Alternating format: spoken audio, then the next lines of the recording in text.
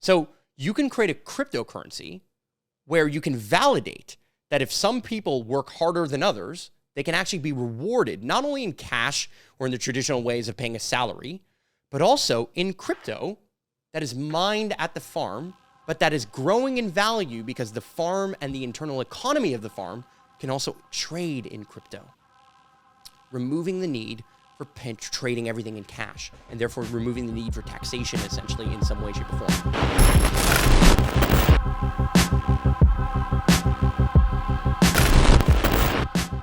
Now, that's a very, very interesting proposal here, because there is no limit to the value of this investment.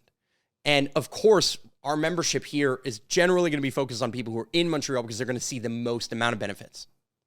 But add in crypto, right? Add in the idea that NFTs are a way of us transferring information in a way that I can't change or nobody else can change. No one member can change. They enable security and allow people to invest, but it also can allow people to invest in specific projects, and it also can be found in a vehicle of our own cryptocurrency. For example, let's say we built a cryptocurrency on the Ethereum blockchain, so we create essentially a kind of our own version of a coin. Let's call it the Valhalla coin.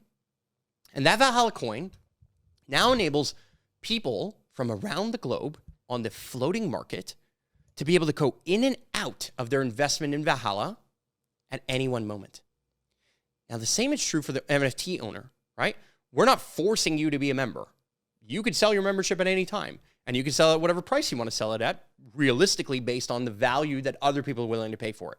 So if that value is $1,000, well, then you get your $1,000 back. If that value is higher, which likely it will be, or at least if you invested in the first place, you believe it will be, maybe sell it for $2,000 or $10,000 or $100,000. But crypto is not limited to 150 people. It doesn't need to be scarce. It could be scarce based on the tokenomics that we choose to use. And that's where it can get really interesting. You see, one of the biggest criticisms of Bitcoin is that the way that Bitcoin is mined is by solving complex math equations with computing power. Okay? So without getting super fucking geeky, crypto works by the power of a computer, or processor, RAM, whatever, the CPU of a computer, participating and solving with many other computers all around the globe small pieces of massive equations that take, an enormous amount of physical energy. Like when I say energy, I mean literally power, right? Like electricity to solve. And they're mined in that way. Now, other cryptocurrencies are mined in different ways. They're created, they have different layers of scarcity. For example, Bitcoin has a maximum of 21 million, which creates an inherent scarcity, which means as long as people want to buy Bitcoins into the future, and eventually we can't mine anymore, which is not that far out, then the scarcity or the value of those crypto will go up because the supply is now limited. And some of the supply is lost in hard wallets. It's stored in a vault that people can't access. They lost the password, whatever it is. So there's even a diminishing supply at some point too, right? Long story short, it's requiring an enormous amount of energy to mine and to process that Bitcoin, right?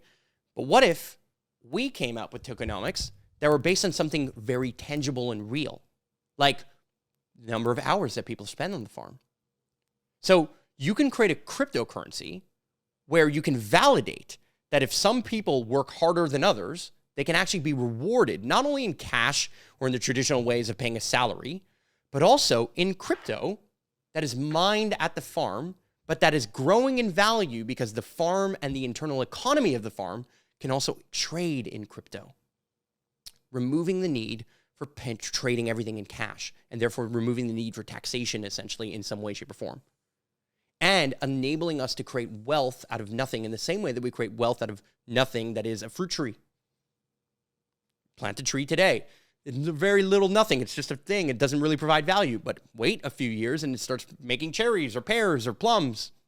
And now all of a sudden it's more and more valuable, and it's a value that sustains.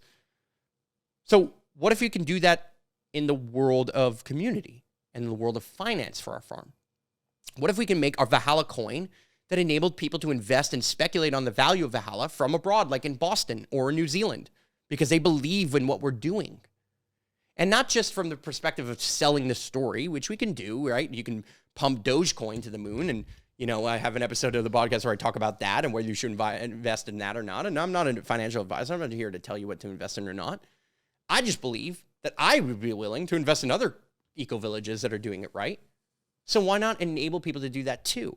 And why not create a way where I can reward people equally based on the most democratic thing that I could think of, which is time.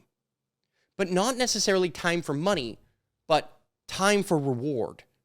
Meaning, hey, at our coffee shop or at our bistro, we sell garlic. Well, if you helped us for 5 hours on the farm, that should entitle you maybe to some benefits of the farm, right? And those benefits don't have to only be given to members, but they can be given to any volunteer or anybody who's showing up regularly, including members. Well, if we create tokens and we can give away those tokens because we're creating them out of nothing, right? They're validated and put onto the blockchain. They're created on the blockchain through a system of check-in, check-out. I haven't figured out all the tech or I haven't figured out how I want to do this. And remember, I'm inventing this in this conversation. This is the first time I'm ever speaking this. But let's assume that we can create the most democratic way of earning this crypto. The most democratic way of doing that is to give it to the people who are spending the most amount of time growing the fundamental value of the farm itself to begin with. The crypto is backed by the farm, maybe in a land trust. Maybe we all become owners of the farm because we took the value of the land and made that the initial backing of this crypto. Let's assume. But even if we don't do that, the value is in the value that we believe it has.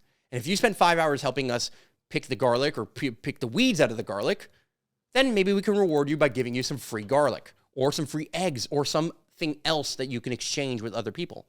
Maybe it's a system that people use to trade time. I'll give you 5 coins and you can use those 5 coins to buy something at the farm. Or you can use those 5 coins to sell them on the open market because there's somebody else willing to buy them at whatever price it's valued at. Let's say the coins are $1. You got $5 or 5 coins, you sold them on the open market. You could do that. Or you could store them and invest and believe that maybe they're going to go to $2 or $100, just like you believe in crypto of any other nature or kind. So you can speculate, you can liquidate, and you can leave at any one moment, which then removes the risk of why people don't want to be investors in the first place, right? Many times people do not want to invest in large community scale projects because they can't exert their control over that project.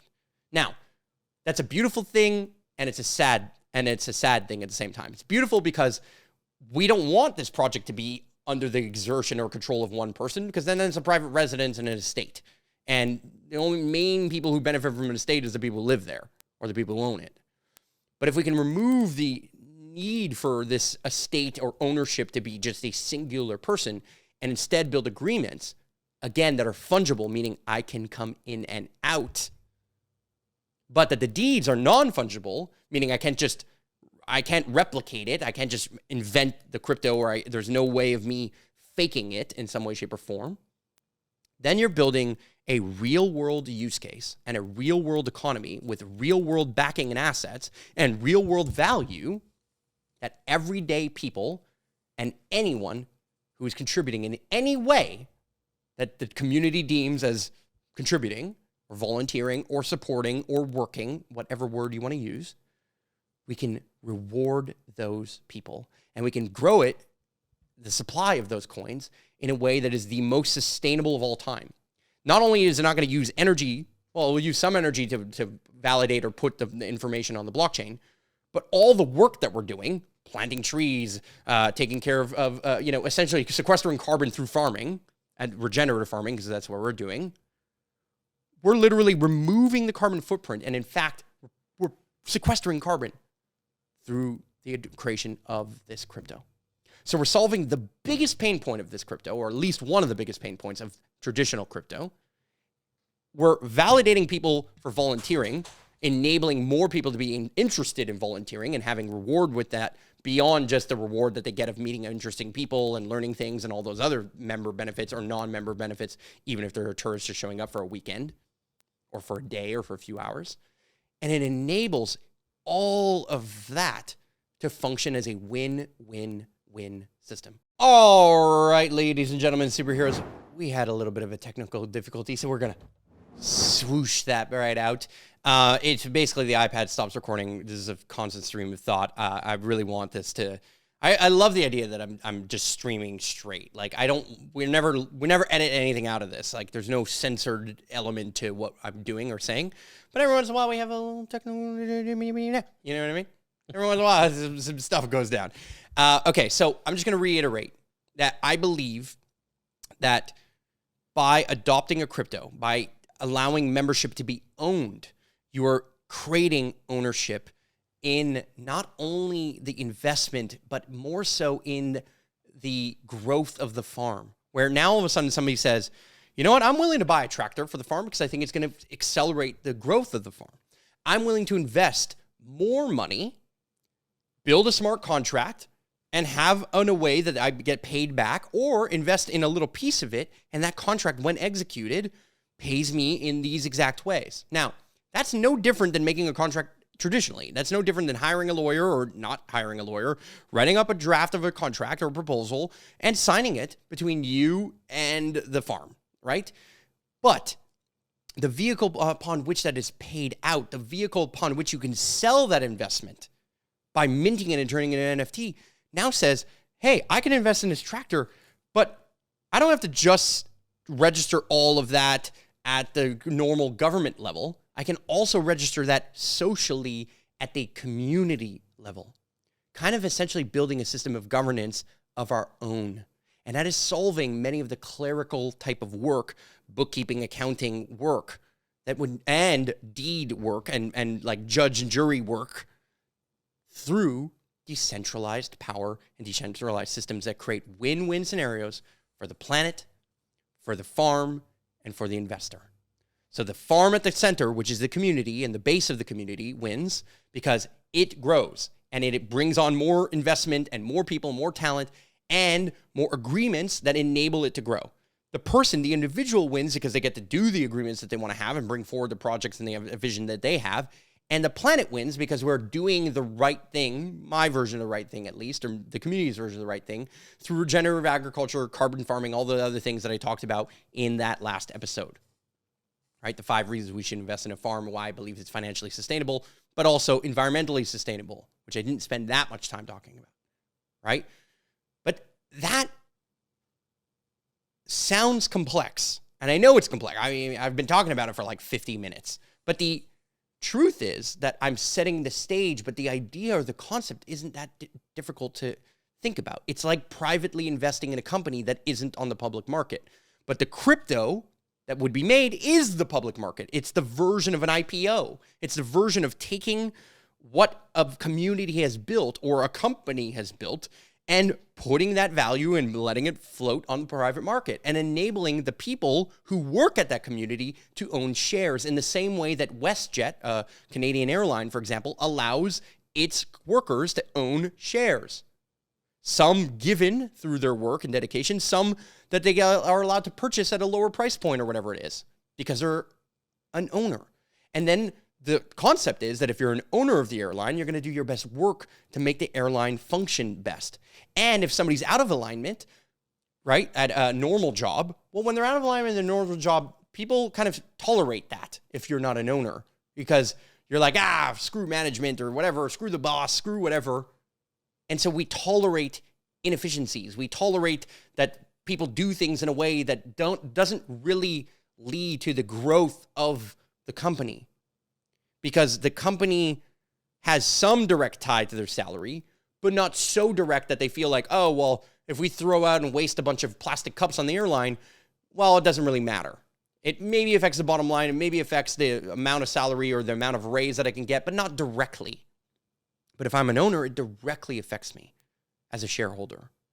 And at a much smaller scale than an airline, at a 150-person community, the actions of one have a deep impact to many. And that many is not that big and so not only is there societal pressure or communal pressure to do the right thing or to find integrity, let's say, within the community, but there's also financial incentive aligned with every one of those members for everyone to do their best possible job to collaborate. Now, that is a very idealistic utopian statement. There are always going to be people that are doing what they consider to be best, but might not be best for the whole, right? We are always going to suffer some level of what we call the tragedy of the commons, which is what's good for me might not be good for the greater community. But we can solve elements of the tragedy of the commons by making people co-owners. We can solve elements of competition, essentially, or a competitive mindset, or a very capitalistic-only mindset by merging capitalism with some level of communal ownership. Not communism. Communal ownership and communal winning. Communism is saying there's one ruling thing and party and they decide all the rules. I'm not saying that. I'm saying 150 of us can decide what those rules are and we can have all the structures for governance that we choose to adopt. I'm not talking about governance. I'm talking about the governance of agreements between the co-op and its members. I'm talking about our ability to enable people to be investors today that can appreciate and value later. And I truly believe that there is always going to be somebody willing to join this 150-person community, and that investing $1,000 today enables the community to have, let's say, $150,000 minus the minting fees of making the NFTs, let's say $25,000. So $125,000 to do what? Well, one, build common infrastructure. We can lay out exactly what we're going to spend $125,000 on. That's the point of management. That's the point of somebody like me who's a manager of the farm. We could say, hey, if you invest, this is where their money's going to go. Or this is where the percentage of the money is going to go. So your $1,000 will go 10% here, 20% there, 30% here, whatever it is. Right? And if you believe in that vision, that's when you buy a membership. If you believe in the community, you believe in the people, you see value of that beyond just the investment itself, then you're going to win through the value of the community and what you can learn, all the things you're going to go to, the events, the people you're going to meet, whatever it is. You're going to win that way, the intangible ways, but you're also going to win the tangible ways. And when I say tangible, I just mean the financial, right? That's what I'm speaking about. And that enables that 125,000 or that 150,000 could enable us the money that we need to develop the entire roadmap of the community. Now, are we going to hit every checkpoint of that roadmap? No. But if you make a roadmap, you tend to hit it much more closely than if you don't. Hence why we have CFOs and CEOs and COOs of companies who make the roadmap of where a company is going to go, what they're going to invest in, what verticals they're going to get involved in, what kind of financial team they're going to put in place, what kind of financial structure, what they can expect in terms of revenues, what they can expect in terms of expenses, like any traditional company. Right? So we're still going to run a traditional farm, a traditional company and a traditional farm and all the other things that go with it, but it enables us to have ownership or stake in that. Skin in the game. When you have skin in the game, you start treating the farm and the project and the community differently. And that is what I am looking to solve. That is the future of our farm. Now, is it going to happen through crypto and blockchain? I don't know. This is a thesis that I'm putting out there and testing because I want your feedback, right? You hear this story, you hear what we're doing here, and I want your feedback.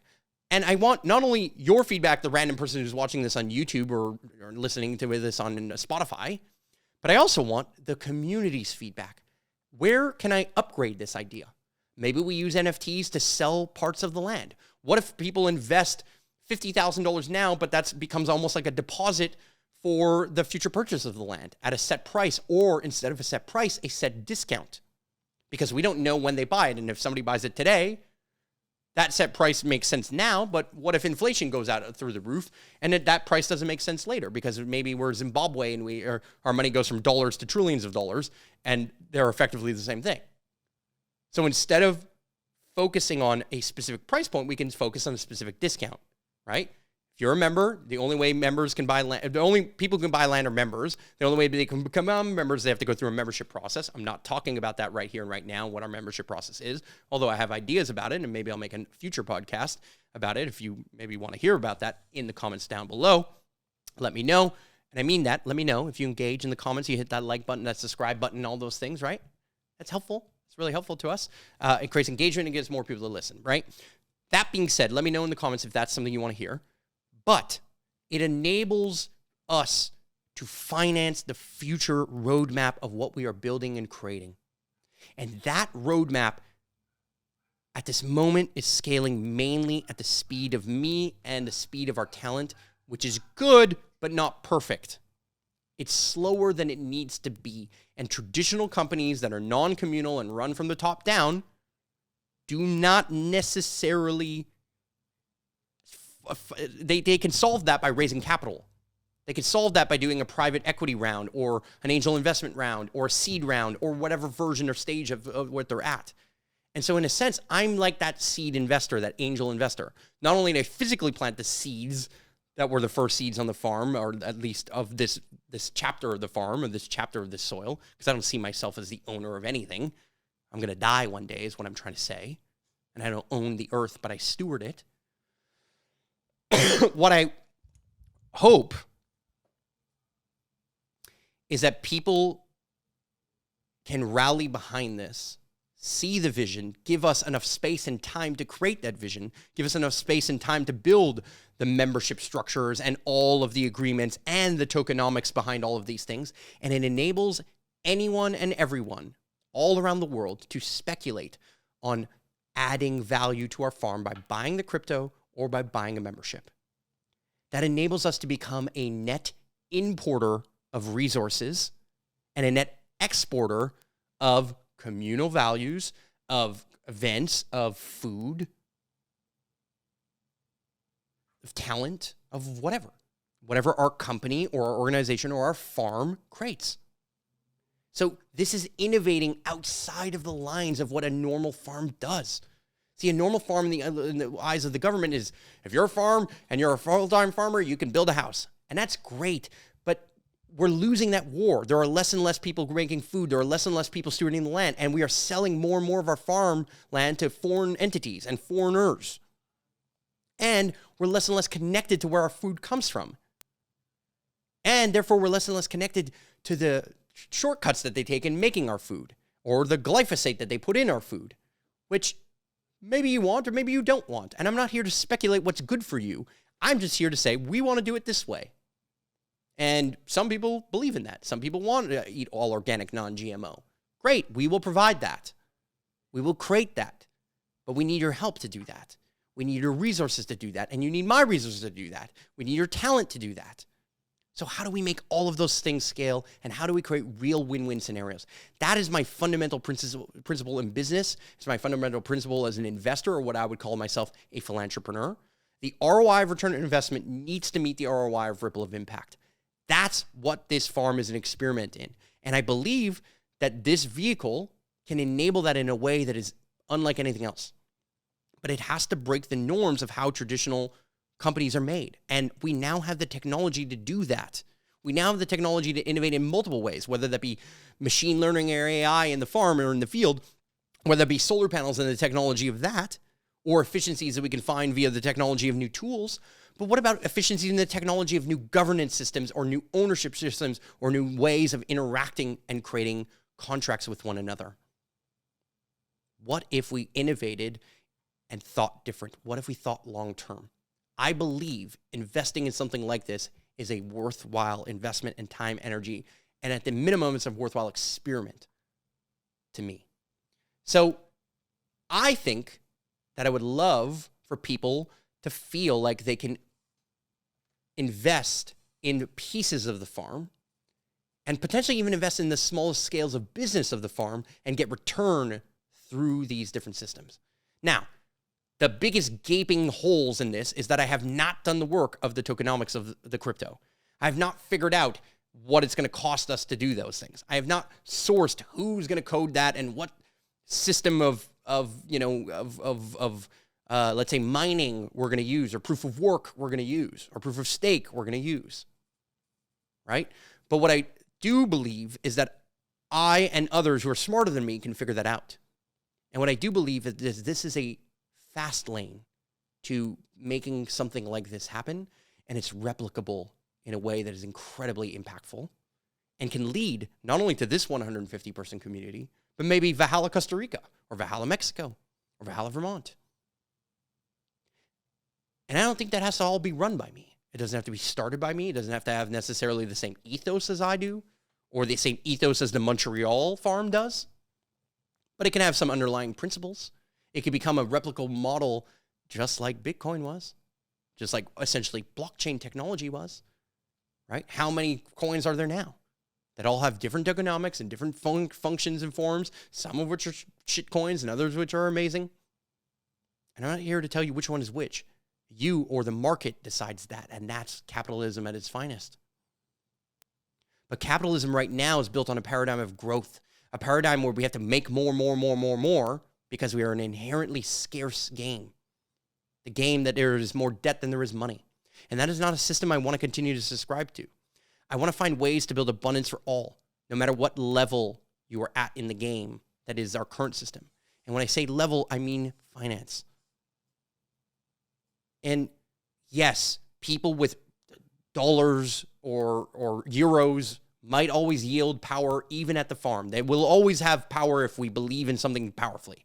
But if we are not willing to try and make an alternative, or if we're not willing to at least build our own microcosms and our micro ecosystems, if you want to call it that, both physically with the farm, but also communally with the agreements within the people of the farm, then we're not really trying to innovate in a way that I think is truly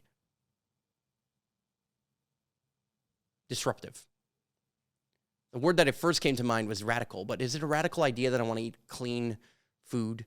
Is it a radical idea that I want to have fresh air? Is it a radical idea that I want to live in a world where the problems of pollution aren't affecting my health or your health or my future generations' health, whether they're my kids or your kids?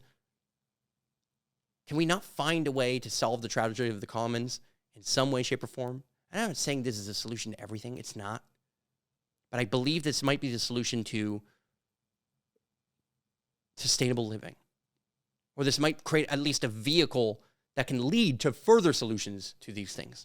And I think it's a frame of mind that could be really, really, really deeply impactful. And so that's my vision. That's my story. That's the story I've been ruminating in my mind for over a year. It is imperfect. It has all kinds of things that I would love to upgrade. And I want to go through the thought experiment, number one, of telling the story and getting good at telling the story. That's my own personal, dharma and my role that I play in the ecosystem that is the farm.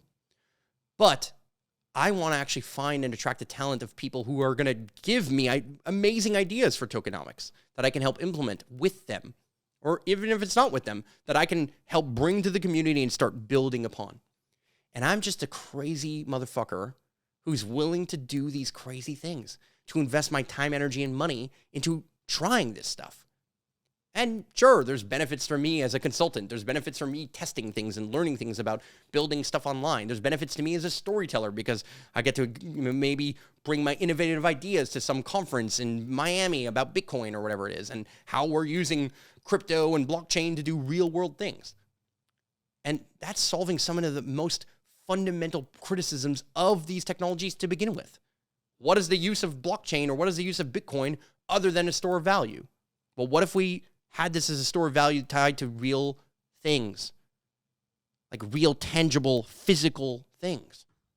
And many cryptocurrencies are doing that, but we just get to be one that maybe attempts to do that in this way and attempts to enable voting systems that can also happen on blockchain, because blockchain can be used for voting and validating the votes. It can be used to speed up an enormous amount of processes, including bookkeeping and accounting, in a very powerful way. It can speed up lawyers and contracts. It can speed up a way that we transfer money or resources or wealth. It can be used as vehicles to support the best tax structure for transferring wealth, potentially. There's so many benefits that I literally do not have the time, energy, or smarts to tell you right here and right now. But what I know is that we get to innovate, and that I'm having fun doing it. That I'm having a great time trying to figure out how I can scale community. And I think that this first 10-year window, we're in our 9th season, and next year we're planning on building that first communal house. It's my house because I'm the legal farmer, or one of the legal farmers, and that's how the vehicle, playing the rules of the game, I'm a full-time farmer, and I can be able to build this communal house that I'm going to use as a springboard to make other things like this happen, to make essentially the exact movement that is looking to protect farmland and and promote farming, including the farmers' unions, including what we call the CPTRQ here in Quebec, I'm actually aligning myself with their goals and saying, I want to create farmers, but I know that most people can't afford to farm or they don't have the skill set to farm, even though they want to invest in a farm. They would love to have a farm in their backyard. They would love to learn, but they need places to do that. And so the way I see it is our farm is a bridge for people getting into farming, learning about regenerative agriculture, learning about investing in farms to begin with.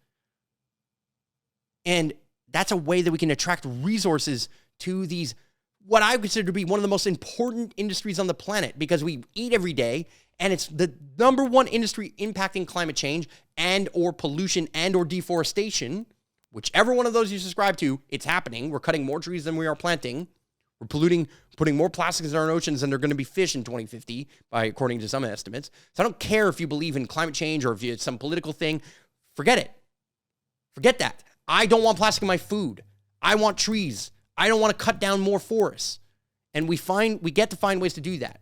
So I'm not talking about the innovation of how we're going to do that as farmers yet in this episode, but we are doing that. We're finding ways to do regenerative agriculture, and we're finding ways to regenerate our trust with one another without putting any one person or any one party or entity at the top. So this is a top-down and also a bottom-up run community. How do we make that torus field, that magnetic transfer and exchange happen between the people who are at the bottom, quote unquote, the everyday members, including me, because I'm one of those members, only one, and yes, I have a bigger role in management just because I have more experience in doing it and because I choose to do it. Because I choose that this is one of my passions. And there are others who are going to choose that too, right? I would love to make a council of 13 or 12 where we have different people running the different vehicles of the farm. I don't want to do the accounting or bookkeeping. It's the thing I hate the most. Finance is a vehicle that I understand, but it doesn't mean I love it. It doesn't mean I want to do the work. I would love to have a CFO at the farm. I would love for people to take some of these responsibilities from me. I would love for people to pick where the fruit trees are going to go or how we're going to innovate and make more garden beds for our garlic. I would love that people would take on some of these roles. But my pain point is what I'm trying to point out here. And my pain point isn't unique to me. It's unique to owners in general of resources or assets like land specifically or like businesses specifically.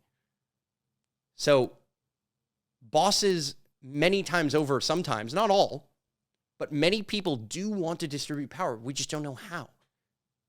We just haven't had the ability or resources or the innovative time or space to figure out how.